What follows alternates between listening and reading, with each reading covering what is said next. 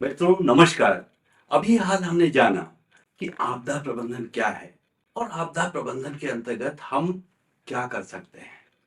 हमने जाना कि सबसे पहले हम रोकथाम की बात करते हैं। रोकथाम मतलब ऐसे काम करना जिससे कि आपदा घटित ना हो, परंतु हर स्थिति में आपदा को रोक पाना संभव नहीं है। अगर क्षेत्र में भूगर्भीय हलचलों की वजह से ऊर्जा एकत्रित हो रही है, एक थ्रेशोल्ड लिमिट के बाद उसका अवमुक्त होना तय है, तो क्षेत्र में भूकंप तो आएगा।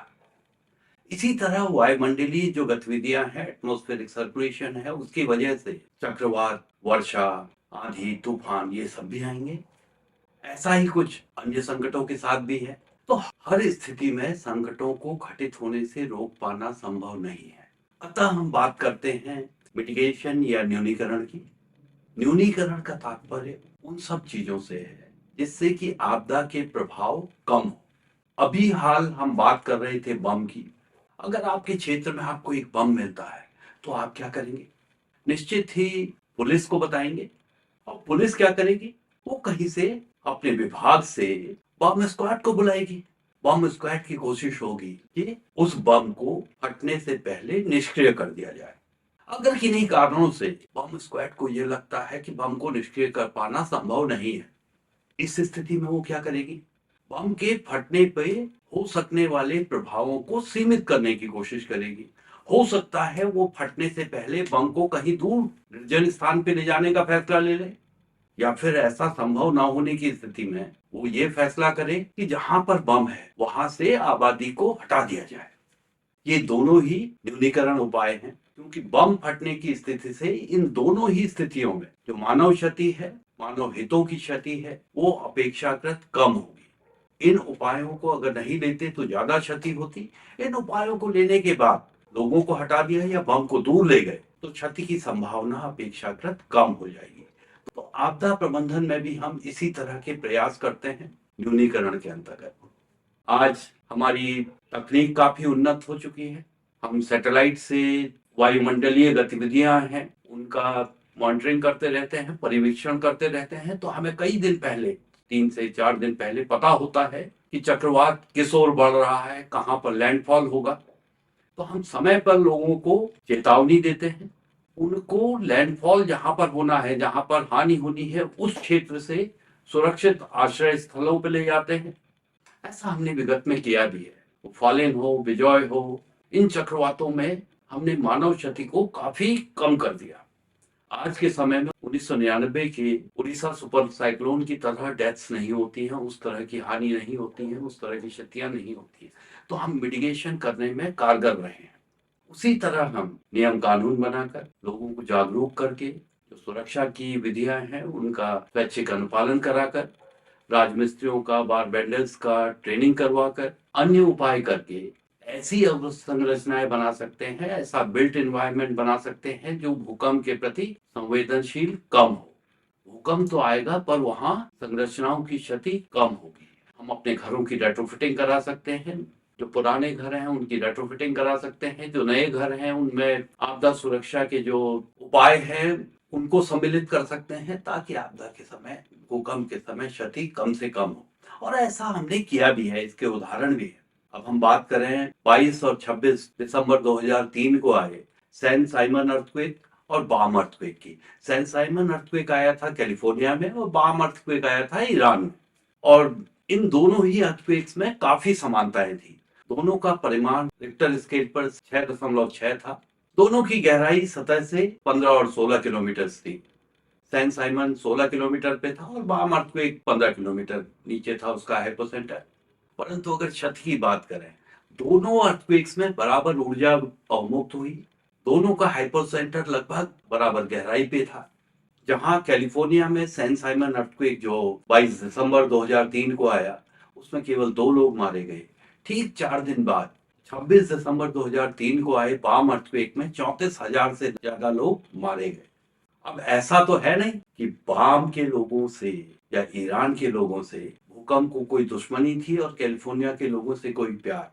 बस फर्क इतना है कि कैलिफोर्निया में वहां के लोगों ने, वहां की सरकारों ने भूकंप सुरक्षा पर, मिटिगेशन उपायों पर ध्यान दिया। और ऐसा हम भी कर सकते हैं। हम और आप भी सुनिश्चित कर सकते हैं कि हमारे आस पड़ोस में जो घर हैं वो सुरक्षित रहें। अगर भूकंप आता है तो हमें क्षति कम से कम हो। इसी तरह हम कुछ नियमन, कुछ टेक्नोलॉजिकल रिजीम बनाकर भी इस तरह के उपाय कर सकते हैं। जहाँ पर आपदाओं से क्षति होने की संभावनाएं अपेक्षाकृत ज्यादा है, वहां पर हम मानवीय हस्तक्षेप को सीमित कर सकते हैं, नियंत्रित कर सकते हैं। इससे अगर उस क्षेत्र में कोई घटना घटित होगी तो होने वाली क्षति अपेक्षाकृत कम होगी। इसी तरह वन विभाग वनाग्नि का जो सीजन रहता है, गर्मियों का सीजन रहता है, गर्मियों की ऋतु रहती है, उससे पहले जो जमीन पे पड़ी हुई तलछट है उसको कम करने का प्रयास करती है, क्योंकि आग लगने का मूल कारण तलछट है। ईंधन, ऑक्सीजन और ऊष्मा, इसमें से कोई एक भी चीज कम हो जाए तो आग लगने की संभावनाएं कम हो जाएंगी। तलछट को कंट्रोल रूप से जलाकर वन विभाग आग लगने की संभावना को कम कर रहा है। ये एक न्यूनीकरण उपाय है। इसी तरह हम भूस्खलन न्यूनीकरण उपाय कर सकते हैं, हिमस्खलन न्यूनीकरण उपाय कर सकते हैं। हम प्रभावित होने वाले क्षेत्र में कुछ उपचार कर सकते हैं, वहां से लोगों को हटा सकते हैं।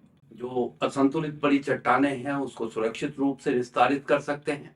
जो इलाके हमारे वहाँ, वो गंगा यमुना के मैदान में हो सकते हैं, ब्रह्मपुत्र में हो सकते हैं, दूसरी जगह हो सकते हैं, जो प्रायः बाढ़ से प्रभावित होते हैं, वहां हम घरों को ऊंचे स्थानों पे बना सकते हैं या घरों को स्टिल्ट्स पे बना सकते हैं।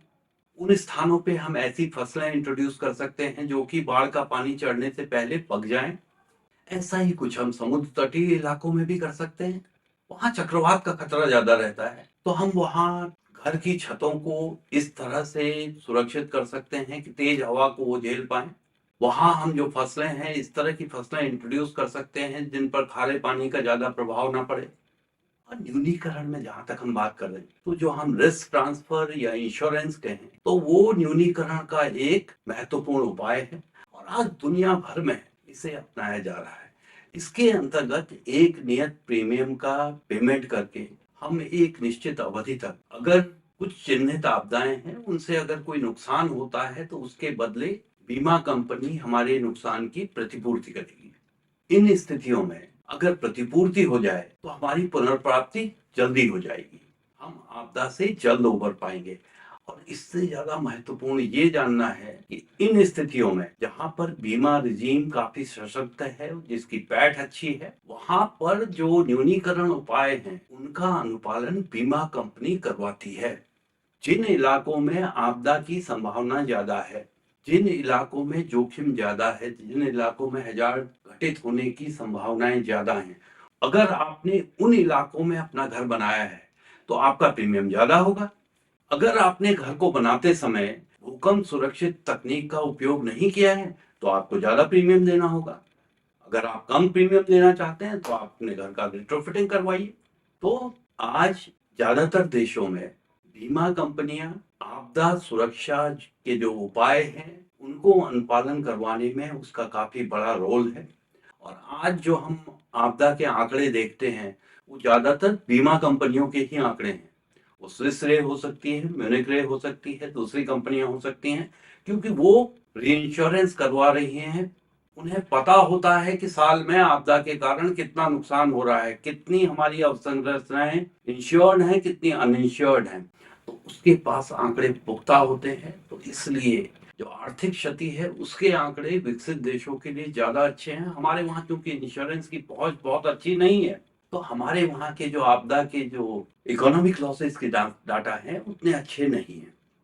हमने जाना कि आपदा न्यूनीकरण के अंतर्गत हम क्या सब कार्य कर सकते हैं। न्यूनीकरण का मतलब है आपदा के प्रभावों को कम करना। आप अपने घर के अंतर्गत देखिए, क्या आपके घर में आग बुझाने के लिए कोई यंत्र लगे हैं? अगर आग लग जाती है तो आपका फायर स्टेशन कितनी दूर है? आप किस नंबर पे कॉल करेंगे? क्या आपका घर भूकंप से सुरक्षित है? वहां पे स्ट्रक्चरल और नॉन स्ट्रक्चरल डैमेज होने की कितनी संभावनाएं हैं, इसका आकलन करवाइए। क्या आपका टेलीविजन, फ्रिज, कंप्यूटर ये सब सुरक्षित है? आपदा के समय ये कहीं गिर तो नहीं जाएंगे? इनका आकलन करवाइए। अपने घर को सुरक्षित बनवाइए। अपने और अपने प्रियजनों की सुरक्षा के लिए इतना करना तो बनता है।